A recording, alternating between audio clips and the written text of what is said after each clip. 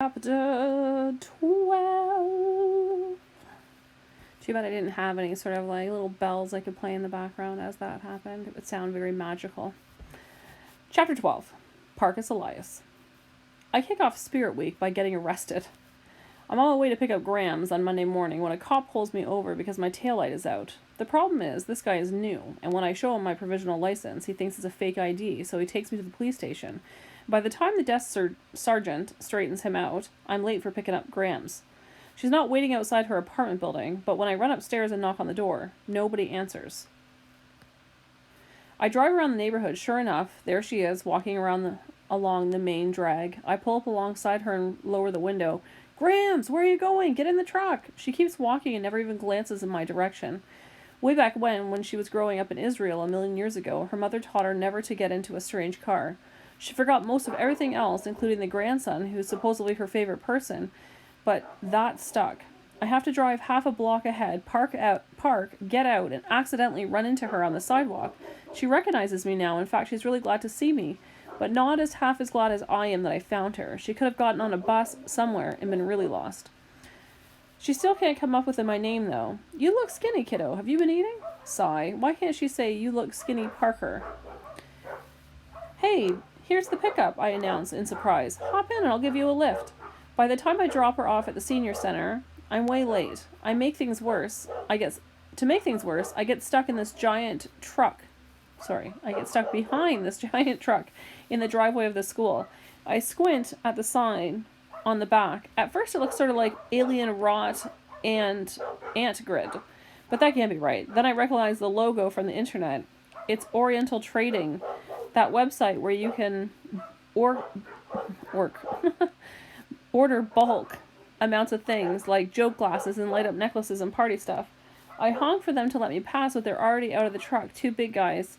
They open the back and start hauling out these giant cartons and loading them onto the bay of the school. There's no writing on the boxes, but there's a picture, so I know exactly what's inside. Oh God, I'm like sitting here really trying to think about how to say this word again. Like I literally am reading this book right after, like chapter after chapter, and just recording it separately so the videos aren't super long for YouTube. And every time I see this word, I'm like, what is wrong with me? Why can't I actually remember how to pronounce it? I want to say no, I don't. I want to say Vev, but it's not Vev. It's Vuv. Vevulas. Let's see. I'm sorry, Aaliyah. I know you're probably shouting it out at me at home. I'm sorry. Vuvuzelas. Vuvuzelas. I don't know why I can't remember that. Vuvuzelas. Okay, yeah, let's keep going. Vuvuzelas for Spirit Week. 100 of them. If they really ordered for class, but us, 1,000. If they really ordered for every class, but us, 1,000. Oh, okay, so if they ordered for everybody but the SCS 8, then they have 1,000. My grip tightens on the wheel. What do I care? If SCS 8 is being left out, it makes no difference to me if they're ordered noisemakers for every man, woman, or child on the planet. Then I think of Mr. Kermit, the way he tried to make the principal change her mind, even though he hates Vuvuzelas. Man, the sound of one drives him bananas. In all these boxes, there must be enough power to bring down a herd of elephants. I pull the truck thumping over the curb, and the driver's driving across some of the front lawn to the parking lot. That's against the rules of my license too, but this is an emergency. I roar into a spot, putting only a tiny scrape on the side mirror of Miss Juanita? Miss I want to say Onita's Mini Cooper. I jump out and head for the school without even using my bottle of Scratch Guard. By the time I hit the foyer, I'm flying. I sprint clear across the school, past the gym and into room 117. What luck! The other kids are there, but Mr. Kermit hasn't arrived yet. Considering he's the teacher, he sure does seem to have a problem with tardiness of his own. Anyway. If they gave late slips to staff members, Ribbit would spend his whole life in detention. Maybe that wouldn't be a bad thing for someone who loves crossword puzzles so much. The Vuvuzelas are coming, I gasp.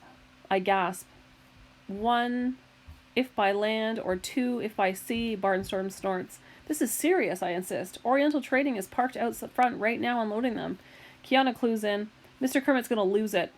And it's going to be hard to get any rest, adds Raheem with a yawn. It's no fair that everybody gets them but us, Aldo complains. I mean, I don't want a stupid Vuvuzela anyway, but it's still annoying. Ribbit's right, said Barnstorm. It's fine to have spirit if you really do, like if your team's winning the championship or something. But to have spirit because your principal tells you to, because of what week it is, that's just dumb. What does school spirit have to do with Vuvuzelas anyway? I complain. Because they're loud? So are car accidents. I actually think about that a lot. Poor Mr. Kermit, Kiana adds. This is going to be a rough week for him. I wish there was something we could do to make it better. Maybe there is, Mateo muses. Aldo rolls his eyes. What? We send him on vacation to the Death Star until Spirit Week is over? Of course not, he dismisses. The Death Star is in Star Wars. Mr. Kermit is the Grinch. The Grinch isn't real, Kiana explains patiently. But what the Grinch did can be real, Mateo insists. He didn't like Christmas, so he stole it. All of it. All the Christmas stuff in Whoville. Even the Who pudding and the roast beast. Barnstorm's eyes widen. Steal the Vuvuzelas? There are like 7 of us, and I'm on crutches. How are we supposed to carry that many Vuvuzelas? They're in boxes, I put in. Big ones. I don't think they're super heavy. At least the Oriental Trading guys are having no trouble unloading them. Where do we put them? Aldo demands. In our lockers? Mateo is stuck on a holiday TV special. The Grinch loaded the Who's Christmas stuff on a sled to dump it off at the top of Mount Crumpet. Too bad there aren't 10,000-foot cliffs around here. That's when it hits me. Guys, what about the river? If you follow the school property down past the athletic fields, you'll eventually come to the banks of the Greenwich River, which divides our town in two. Kiana shakes her head sadly.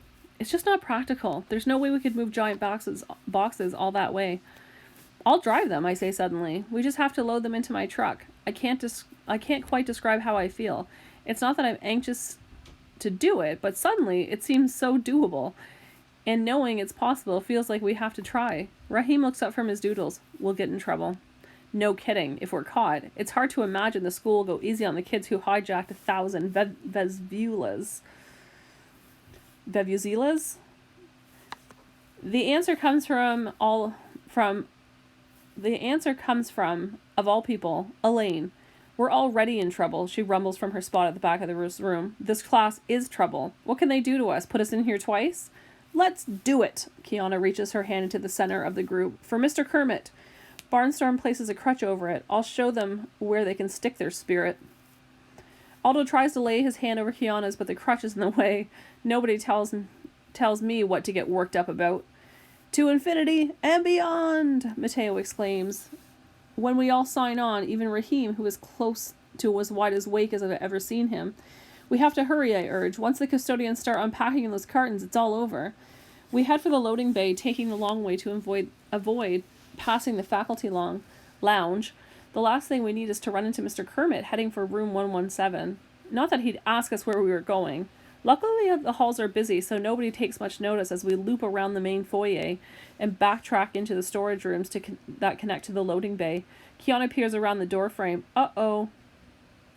Following her lead, I peek into the storage room. The loading bay door is still open in the driveway, but the truck is gone. Just inside stand the big boxes. I count 7 of them, stacked 2, 3, 2, and 2. Mr. Carstairs stands next to them, the packing slip in one hand and a half-finished bagel in the other. Why hasn't he started unloading yet? I murmur. He's probably waiting for help, Kiana whispers back. That means that the other custodian should be here soon. Aldo curses under his breath. How are we supposed to get to the boxes without Carstairs right there? Mateo has an idea. We need to create a distraction. What distraction? I can talk to him about the Silmarillion, Mateo volunteers. That's the creation story for the entire mythology of the Hobbit and the Lord of the Rings. And I'll try to get him to walk away. That's the stupidest thing I've ever heard in my life, Barnstorm hisses. We're going to need a better distraction than that. Definitely. Deadpans Aline. She rears up a heavy black boot and brings it down full force on Barnstorm's sneakered foot. The scream could have probably drowned out all those Vuvuzelas put together. It causes a major freakout in the hallway, and Mr. Carstairs comes running. What he sees is the school's injured sports hero on crutches howling in agony. The custodian gets his shoulder under Barnstorm's arm, and the two of them begin hobbling in the direction of the nurse's office. Kiana turns accusing eyes on Elaine. You didn't have to do that. He could have just faked it. Aldo chortles. Not as good as that. We race to the loading bay. Oh, gross, Raheem complains. What's gross? He points to the boxes. They're gross. Kiana throws up her hands in exasperation. That's not gross. That's one gross. It means there's 44 Vesvulas in each carton. That makes, Mateo does the calculation in his head, 1,008. I thought we were only getting 1,000. It really seems to bother him. Never mind. I'll go for the truck. I scramble out of the loading bay and jump the 3 feet down the pavement. I sprint for the parking lot and I leap into the pickup.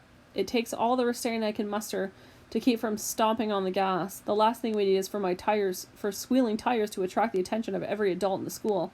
Suddenly, my perforated muffler doesn't seem like such a great asset either. It may sound cool, but what we're trying for stealth is stealth here. But we're trying for stealth here. I get out and I scramble onto the platform to help with the loading. You know all the stuff about Vesvulas being light? Well, that goes out the window when you're lifting a box with 144 of them. On the plus side, we've got Elaine who could lift the load and the loading bay with it, and maybe the truck too. Kiana and Mateo pile in beside me, and Aldo and Raheem and Elaine have to jog alongside the pickup truck. I pull around the side of the school and jump over the curb, and we start driving slowly along the grass. I glance in my rearview mirror and I see Elaine flashing me a thumbs up. I'd normally try to have as little interaction with her as possible, but right now the gesture gives me heart, because I'm pretty scared at this point. Are we crazy? Probably. But that's not the part that bothers me. My main worry is that none of this is covered by my provisional license, and if it gets revoked, who's going to pick up Grams every morning and drive her to the senior center?